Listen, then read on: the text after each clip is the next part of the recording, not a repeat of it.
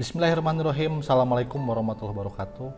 Kembali berjumpa bersama saya Orla Fadila dalam informasi terbaru PPD Jabar 2023. Bapak Ibu, apa kabar dari semuanya? Semoga tetap sehat selalu dan dipermudah semua urusannya ya. Pertama-tama mohon izin Kepala Dinas Pendidikan Provinsi Jawa Barat, Bapak Dr. Andas Wahyu Wijaya SMSI. Pada kesempatan ini kita akan kupas tuntas tentang uji kompetensi kejuaraan, pemetaan jalur afirmasi KTM, seleksi kelulusan semua jalur, pelimpahan kuota jalur PPDB, dan persiapan daftar ulang tahap 1. Pastikan pantau di distrik.jabarprov.go.id ya untuk info pendaftarnya. Kembali saya ingatkan, jika adik-adik semuanya sudah sesuai, silakan cetak bukti pendaftaran.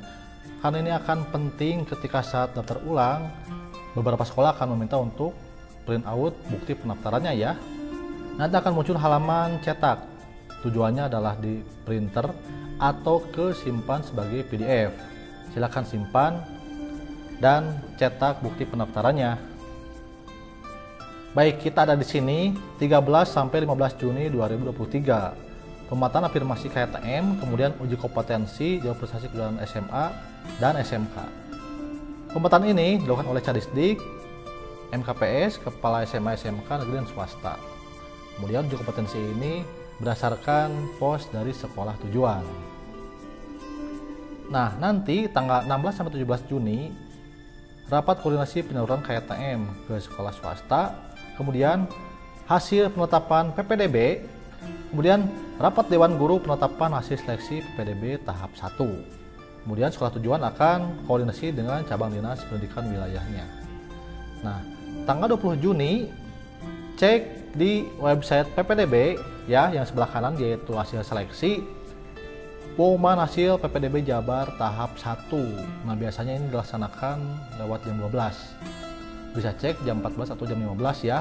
Jadi kembali ke website PPDB tanggal 20 Juni untuk pengumuman hasil PPDB tahap 1.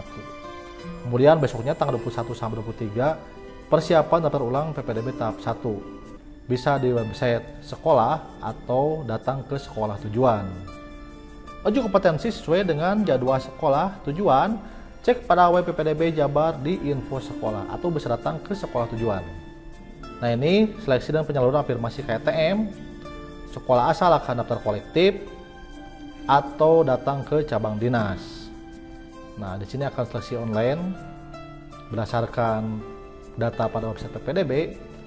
Jika lolos nanti akan langsung ke sistem IT PPDB.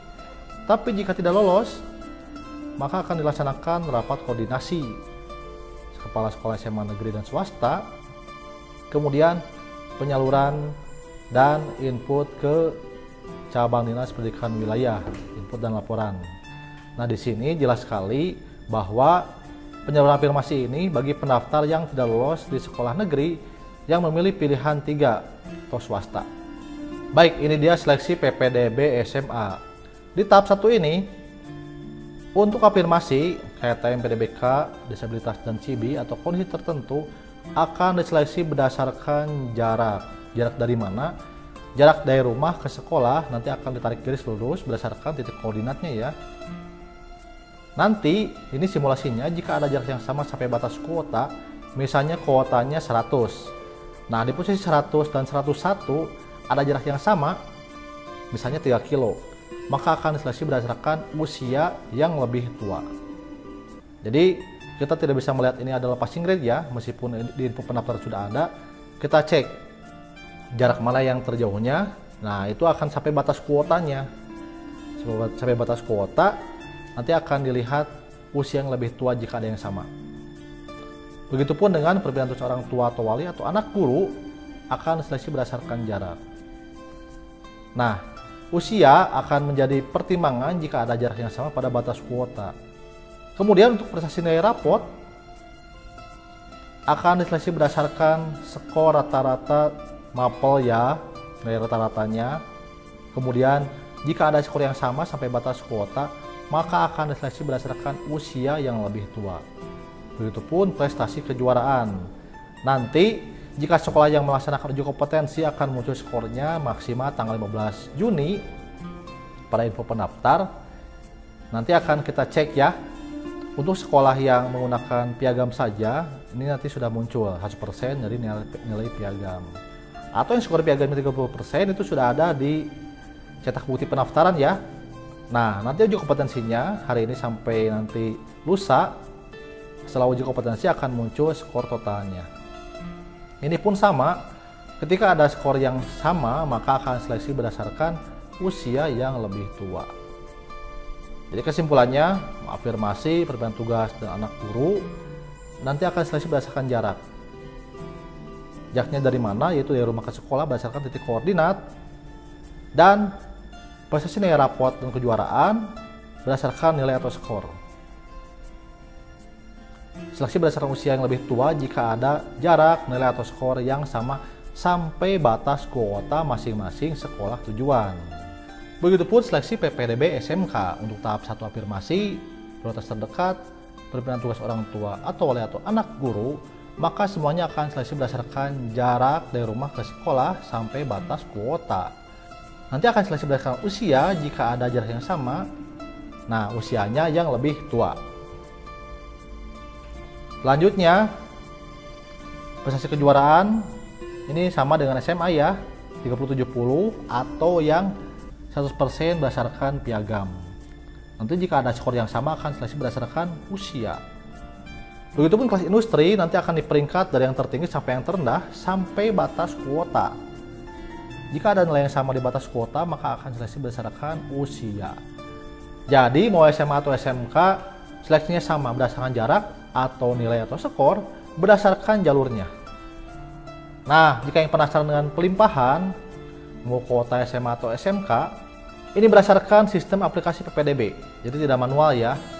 Jika kuota masing-masing jalur tidak dapat dipenuhi, sisa kuota dapat dialihkan kepada jalur lain sampai batas kuota terpenuhi dengan ketentuan urutan.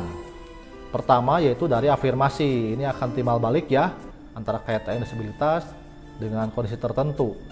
Ini akan timbal balik, saling melengkapi. Kemudian juga untuk kuota anak guru dan perbedaan tugas orang tua atau wali, ini timbal balik. Dan prestasi kejuaraan dan nilai rapot, ini juga akan timbal balik. Nah, jika di huruf 1 berarti yang afirmasi tidak terpenuhi akan timbal balik ke perbedaan tugas orang tua atau wali atau anak guru sampai batas kuota. Nah, jika afirmasi dan perbedaan tugas masih ada kuota kosong maka akan dilimpahkan ke prestasi. Seperti itu, jadi akan terus melimpah antar jalur. Sampai ke tahap 2, jika tahap 1 masih ada kuota kosong maka akan melimpah ke zonasi atau ke prestasi rapot umum SMK. Jadi kesimpulannya, pelimpahan timbal balik ini oleh sistem aplikasi PPDB dalam jalur dan antar jalur sesuai ketentuannya. Nah ini penting, setelah pengumuman tanggal 20 Juni, besok tanggal 21 sampai 23 Juni, lihat website PPDB atau alamat SPA warga, pilih sekolah tujuan, lihat SOP sekolah dan info daftar ulang di sekolah tujuan. Nanti akan berdasarkan SOP-nya ya. Yang paling penting yaitu ini, siapkan dokumen persyaratannya, bawa fotokopi, legalisir ya, dan perlihatkan aslinya. Nah kemudian siapkan tanda bukti diterima yang dicetak pada website PPDB. Juga jangan lupa untuk membawa cetak bukti pendaftaran, karena beberapa sekolah itu ada yang meminta cetak bukti pendaftaran. Jadi ada 2 lembar, bukti pendaftaran dan bukti diterimanya. Bagi calon peserta didik yang tidak terulang sesuai jadwal tanpa pemberitahuan, maka akan dianggap mengundurkan diri dari kelolosannya. Nah ini penting bagi calon peserta didik yang diterima di tahap 1 tetapi tidak diambil, untuk mendaftar ke tahap 2 maka harus mengundurkan diri di sekolah penerima pada saat daftar ulang, nanti di tanggal 21 sampai 23 ini, agar tidak dikunci di pendaftaran tahap 2. Baik, kita review ya. Yang pertama yaitu seleksi kelulusan berdasarkan jarak dan nilai atau skor sesuai jalurnya. Kemudian nanti kelulusan tanggal 20 Juni itu cek di sekolah pilihan pertama. Jika tidak ada, cek di sekolah pilihan kedua. Jadi ini akan otomatis seleksi dari pilihan 1 ke pilihan 2. Daftar ulang itu sesuai dengan pos sekolah. Ada yang offline, ada yang online. Jadi segera cek di info sekolah ya pada website PPDB. Kemudian ini daftar ulang ini wajib memperlihatkan berkas asli dan fotokopi legalisir. Membawa cetak bukti pendaftaran dan bukti lolos PPDB. Kemudian tadi penting juga, jika hasil kelulusan tahap 1 tidak diambil, segera mengundurkan diri pada saat daftar ulang di sekolah penerima supaya tidak terkunci di tahap 1 dan bisa ikut di tahap 2. Nah, ini juga tambahannya, jika yang ingin mendaftarkan diri di beda jenjang, misalnya di tahap 1 tidak lolos SMA ya, maka di tahap 2-nya boleh ikut di SMK. Begitupun sebaliknya, jika tahap 1-nya SMK, di tahap 2 bisa SMA. Pastikan strategi ini sesuai dengan potensi dari kalian juga ya. Apakah mau ikut zonasi karena jaraknya dekat, atau prestasi rapot umum SMK karena skornya juga tinggi. Itulah informasi terbaru PPDB Jabar 2023. Semoga bermanfaat, dan jangan lupa untuk subscribe channel YouTube Perla Fadila supaya mendapatkan informasi terbaru seputar PPDB. Dan sampai jumpa di pertemuan berikutnya. Wassalamualaikum warahmatullahi wabarakatuh.